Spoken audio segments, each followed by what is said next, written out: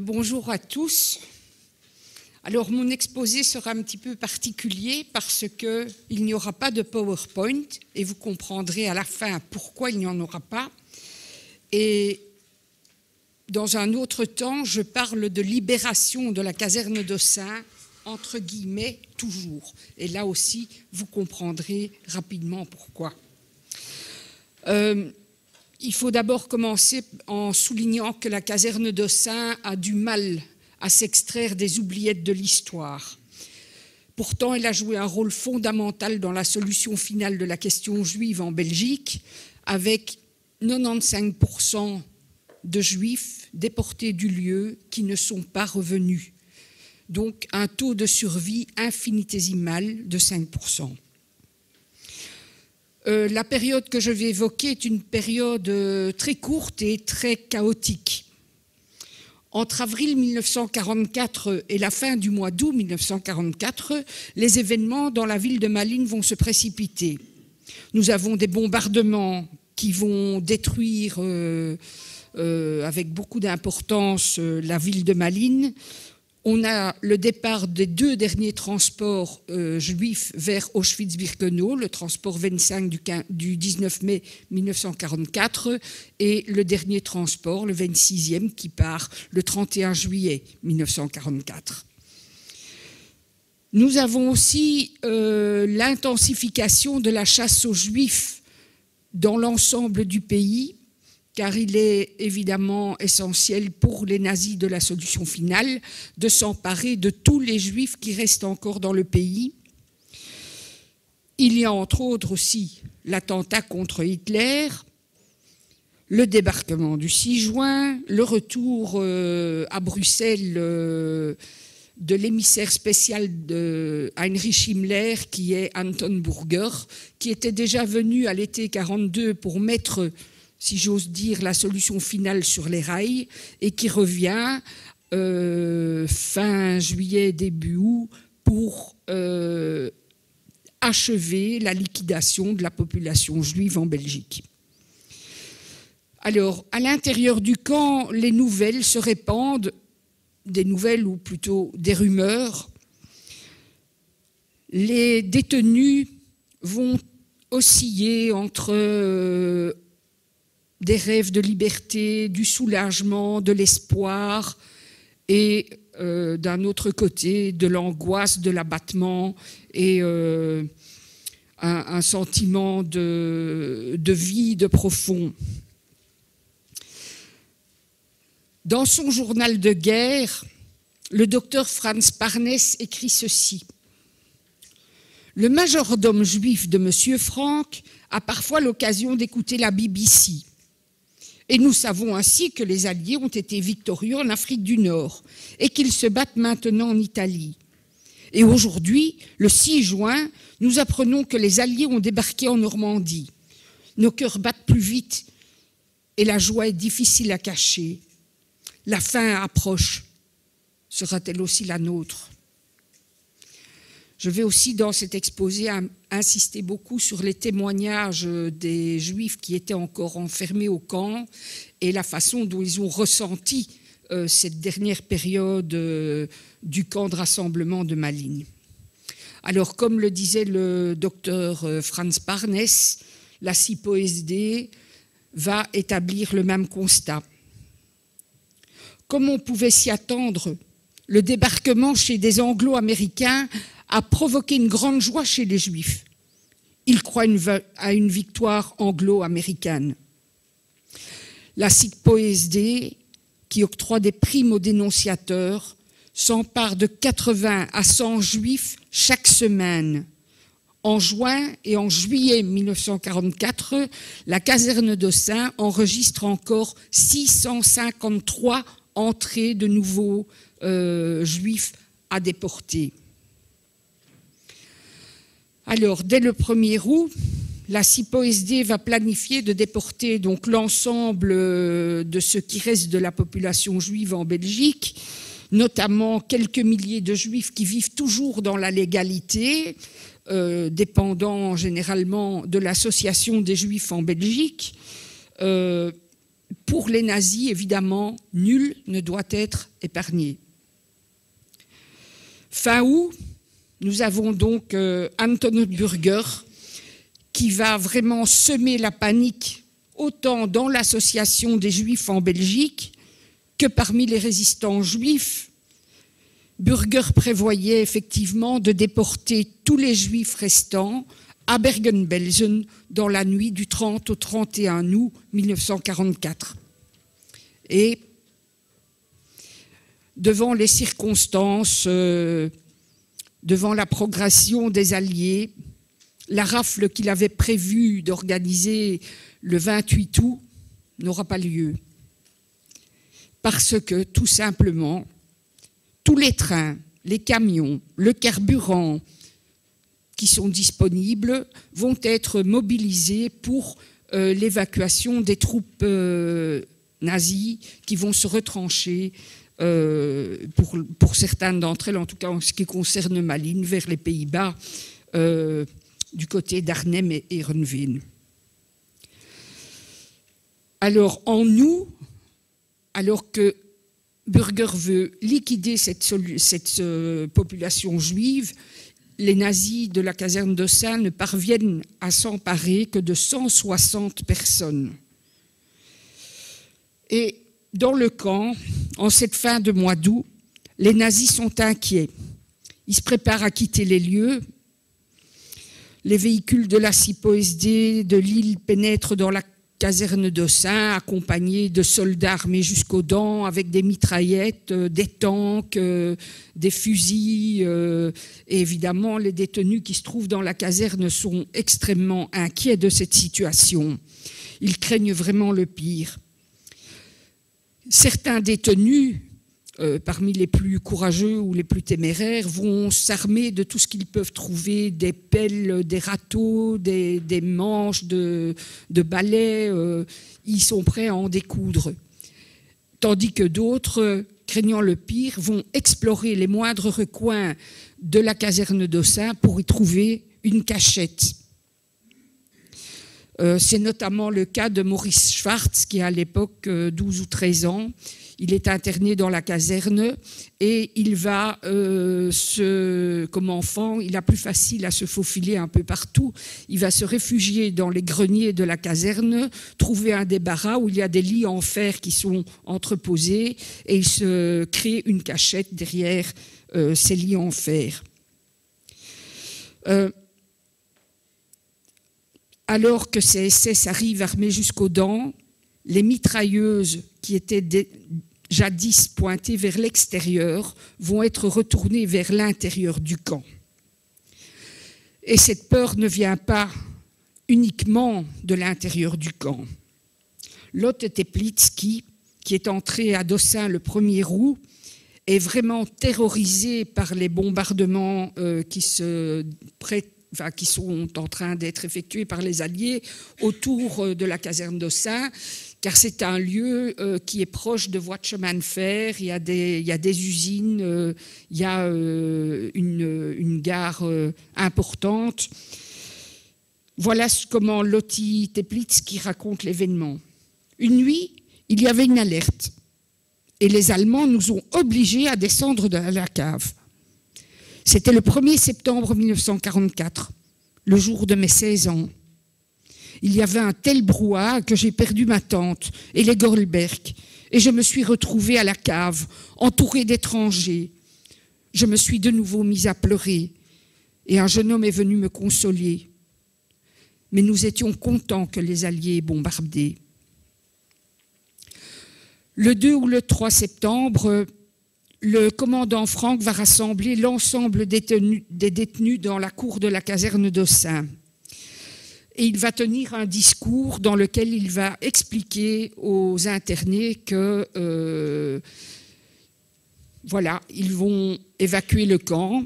Il leur conseille quand même de rester à l'intérieur pour se protéger parce que les Alliés ont fait beaucoup de mauvaise propagande par rapport aux activités nazies et qu'on ne sait pas évidemment ce que les Alliés pourraient réserver comme sort aux internés de la caserne d'Ossat.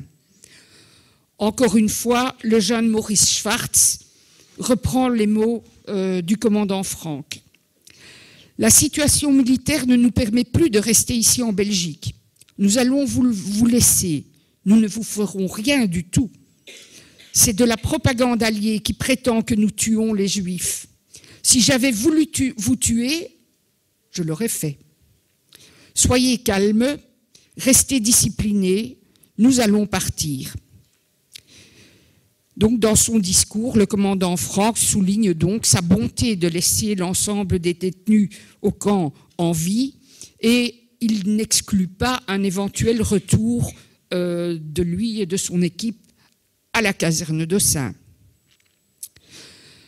Le 3 septembre, le départ des SS et de leur clique est imminent. Franck ordonne de détruire tous les documents, fichiers et listes de déportation. Mais un employé de la Hofname, c'est-à-dire du bureau d'enregistrement du camp, va s'emparer des listes de transport et il va parvenir à les cacher en dessous d'une cuvette, d'une douche. Et c'est ainsi que nous avons aujourd'hui à notre disposition la plupart des listes de déportation. Celle qui a été détruite, c'est celle du 4e convoi. Et alors, les deux listes des convois spéciaux, un vers Ravensbrück et Buchenwald, un vers Bergen-Belsen, et alors les listes des transports de juifs protégés par leur nationalité vers Vittel. Ces listes-là ont dû être reconstituées, mais sinon, les 25 listes de l'ensemble des transports ont été conservées grâce à Maurice Van Rees. Alors, les SS vont charger les véhicules, décharger les véhicules, recharger les véhicules. C'est la panique, c'est le chaos total. Ils savent que le départ est imminent, mais ils ne savent pas encore à quel moment ils vont pouvoir partir. Et ils vont rafler tout ce qu'ils peuvent en matière de biens qui sont restés à la caserne d'Ossins. Ils vont emporter tous les vivres possibles. D'ailleurs, ils donnent l'ordre à Napoléon Mauresco, qui était boucher et qui est à Malines le responsable de leur porcherie, parce qu'il a une magnifique porcherie à l'intérieur de la caserne d'Ossins, destinée bien entendu aux SS. Il lui ordonne d'abattre tous les porcs et Mauresco va travailler d'arrache-pied pour arriver à obéir à cet ordre. Entre-temps, les troupes britanniques approchent. Des coups de feu sont tirés, les SS confinent les Juifs dans les chambrées, on rend les fenêtres opaques en appliquant des papiers noirs. Et dans la nuit du 3 au 4 septembre 1944, vers 23h, c'est l'évacuation. Les SS de la caserne d'Ossins partent hâtivement, en fait ils détalent, et ils abandonnent derrière eux 552 détenus identifiés. Parmi ces détenus, il y a 3 non-juifs qui sont laissés à l'intérieur du camp, notamment une femme avec un bébé, qui sont Marc Reinars, et voilà, j'ai un trou de mémoire, le nom de la maman m'échappe, mais donc elle n'est pas juive, elle est l'épouse d'un résistant, elle a été internée à la caserne d'Ossins pour que les nazis fassent pression sur son mari qui, lui, est enfermé dans une prison, et sans doute pour qu'il dénonce certains de ses camarades. Alors, concernant cette évacuation rapide, le docteur Franz Parnes relate que des soldats allemands en manches de chemise, battent en retraite à bicyclette, d'autres dans des charrettes tirées par des bœufs, des hommes de la résistance, des civils, fusils à la main, avancent d'arbre en arbre vers les casernes allemandes. Un autre témoin, Haskell Kapeluschnik, décrit autrement la scène. Vers minuit, le 3 septembre, la porte cochère s'est ouverte et tout le convoi des SS de Malines et Lille et les camions sont partis. Boden, donc le chef de la Hofname, et le commandant Franck ont mis des casques et des mitraillettes sur leurs épaules. Il n'y a pas de mot dans aucune langue pour décrire ce moment. Le camp sans SS, pour nous, cet enfer était à la fin. Malgré que la majorité n'était pas religieuse, tout le monde s'est rassemblé dans la salle 1. Nous avons prié. Ensuite, nous avons pleuré et dansé tout autour de la salle. Puis nous sommes allés dormir. Le calme revient assez vite après le départ des SS. Cette nuit-là, la plupart des détenus juifs, apeurés, vont rester dans le camp, désemparés, sachant que ceux qui sont partis ne sont pas revenus. Où aller? En outre, en face de la caserne d'Ossat se trouvait la caserne de l'Aube, qui était occupée par un régiment de la Wehrmacht, qui lui est toujours présent sur les lieux, qui évacuera plus tard. Alors, d'autres internés vont quitter la caserne, mais un certain nombre d'entre eux vont rapidement y revenir, parce que dans les rues de Malines, on entend des coups de feu, il y a des échauffourées, et donc un autre ennui, c'est qu'en pleine nuit, on distingue mal les uniformes. Donc on ne sait pas si on est confronté à des Britanniques ou à des Allemands. Alors, quelques détenus vont s'acharner à ouvrir les portes des cachots, dont ils vont libérer 2 résistantes, toujours enfermées. L'une d'elles est Régine Crochemal. Sa seule idée, c'est sortir du camp. Elle dit, dans son témoignage, « J'aurais marché même sans jambes, je ne voulais plus être là. » Et Gilda Franco, une jeune fille de 13 ans, partage ce sentiment. À ce moment-là, on ne pense qu'à une chose, c'est quitter la caserne au plus vite, avant que les Allemands n'aient l'idée de revenir. Ça pétait dans tous les sens. Il y avait quand même encore des batailles, hein. Les soldats arrivaient et il y avait quand même encore des Allemands qui résistaient. On ne savait pas s'ils allaient revenir, si c'était vraiment définitif ou pas. Elle souligne encore la solidarité sur laquelle certains des anciens détenus ont pu compter. On a été recueillis quelques heures par des sœurs dans une rue à côté. Donc c'est la Nokerstraat qui longe le bâtiment de la caserne. Ce n'était pas très loin. Et là, on est recueillis par des sœurs qui essayent un peu de nous réconforter et de nous donner à manger.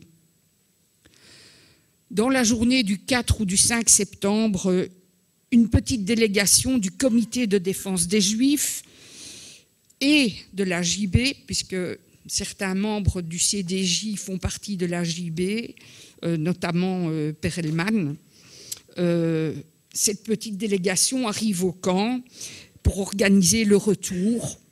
Et Haskiel Kapelushnik retrace ces faits assez précisément.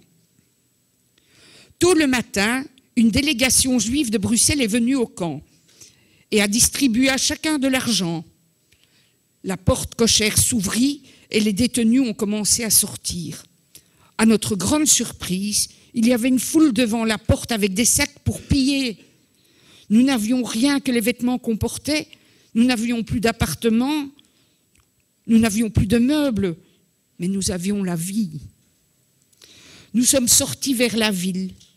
Il n'y avait ni Allemands ni Alliés. Des groupes de résistants ou devenus résistants marchaient seuls ou tenant un prisonnier allemand ou un traître belge. Vers la fin de la matinée, dans la rue principale passaient des tanks anglais. Tandis que les filles embrassaient les Anglais, nous embrassions le tank. Un homme nous a accostés dans la rue et a demandé si on avait une place pour passer la nuit. Nous étions heureux d'accepter. Ils nous ont nourris et logés 2 nuits. Pour quelques 100 francs, un camion nous a ramenés à Bruxelles. Alors, pour conclure, on peut dire que la libération de la caserne d'Ossat est un non-événement, parce qu'il n'y a pas eu libération. Lors d'une interview réalisée par Johannes Blum le 20 septembre 2001, Maurice Schwartz demandait à son interlocuteur s'il avait déjà questionné d'autres témoins à propos de la libération de Malines. À cette question, sans grande surprise, la réponse fut non. Cet événement est passé inaperçu. Il s'est produit dans une indifférence quasi générale. Ni les troupes alliées qui ont libéré la ville de Malines, ni la population malinoise, ni même la population juive elle-même ne se sont vraiment préoccupés de ce camp de rassemblement. Les articles de la Gazette van Mechelen pour les mois de septembre à décembre 1944 évoquent principalement les bombardements, l'arrivée des Alliés, la répression, l'arrestation des collaborateurs présumés ou avérés, les procès, les pillages, les destructions. Pas un mot sur les circonstances de la libération de la caserne d'Ossins. Pour les Malinois eux-mêmes, cette libération est synonyme de chasse aux suspects, de bombardement, de détresse, d'avoir perdu sa maison. Et sur la place de la caserne d'Ossins et de la caserne de l'Aube, des femmes prétendument collaboratrices ont eu les cheveux rasés, humiliés publiquement. Simultanément, des hommes taxés de collaborateurs sont traînés à travers toute la ville, exposés à la vindicte publique avant d'être emprisonnés eux-mêmes à leur tour dans la caserne d'Ossins. Alors, pourquoi pas de PowerPoint? Parce qu'on n'a aucune photo de la libération de la caserne d'Ossins. L'absence de telle photographie est quelque chose de parlant. Sans photo, pas d'événement. Les Juifs qui eux-mêmes sont restés à la caserne d'Ossins jusqu'à la libération sont très peu nombreux à avoir témoigné à ce sujet, peut-être aussi parce que personne ne leur a posé la question. Plusieurs rescapés questionnés n'ont d'ailleurs plus aucun souvenir précis de ce moment de la libération. Dans un article paru dans la Gazette van Mechelen de janvier 1957, un secrétaire municipal de l'époque, Louis Rijkeboer, relate que le 6 septembre 1944, 2 avocats juifs ont demandé à pouvoir récupérer dans la caserne des objets ayant appartenu aux détenus juifs. Je cite cet article, après l'ambulance. En concertation avec le bourgmestre, on a veillé à ce que cet enlèvement soit fait proprement et dans les formes requises. Et l'officier de police Van den Bos et l'huissier Mees ont été délégués sur place pour les assignations nécessaires. Le bourgmestre fit un clin d'œil et déclara qu'il fallait garder à l'esprit qu'il s'agissait toujours de juifs après tout. Dans les jours qui suivent l'abandon du camp, point de départ de cette déportation génocidaire, des collaborateurs suspects ou avérés sont emprisonnés à la caserne d'Ossins. En avril 1946, l'armée belge récupère les lieux. Elle reprend ses activités habituelles. Ces faits ont complètement effacé le rôle qu'avait joué la caserne d'Ossins dans la mémoire collective. L'enfermement des Juifs et des Tziganes dans ce lieu ont été effacés, omis. Il a fallu attendre des décennies pour que ce lieu reprenne sa place, ou prenne sa place dans la mémoire collective, dans l'histoire et dans la mémoire. Et c'est un travail qu'à Caserne d'Ossins, nous remettons chaque jour sur l'ouvrage. Je vous remercie de votre attention.